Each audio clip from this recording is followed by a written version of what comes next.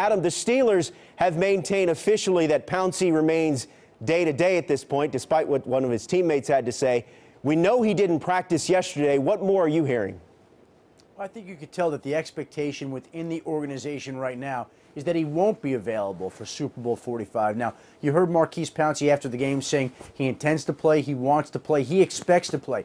But I think the feeling within the Steelers organization is one of realism right now. They know how difficult it is to have to overcome a high ankle sprain on 2 weeks. That's normally an injury that would sideline a player about a month. And they're preparing Doug Legursky, who stepped in and replaced Pouncey on Sunday against the Jets, to go play in the Super Bowl. They have no other choice at this point but to prepare Legursky. That's the plan. Now, if Pouncey can somehow make an unexpected comeback, the Steelers will be very happy that he can. But right now, the plan is to go forward without him. Adam, Pouncey's immediate future is a concern, but let's look long-term with two other key members of the Steelers. First, the team's all-time leading receiver, Hines Ward. What are the chances that he could hang him up if he wins a third Super Bowl with the Steelers? This is interesting because you look at the history of Super Bowl performances and people that have won the Super Bowl. We saw John Elway retire after he won the Super Bowl.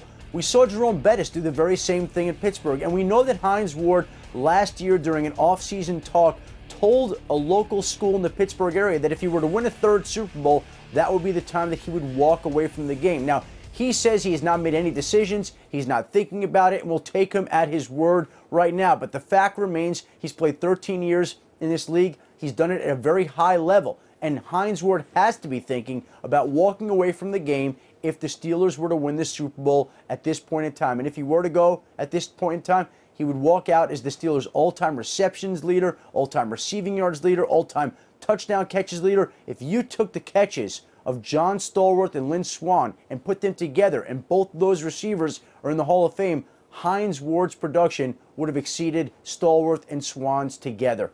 Hey, Adam, what about their longtime defensive coordinator, Dick LeBeau? He's no longer under contract once the Super Bowl is over.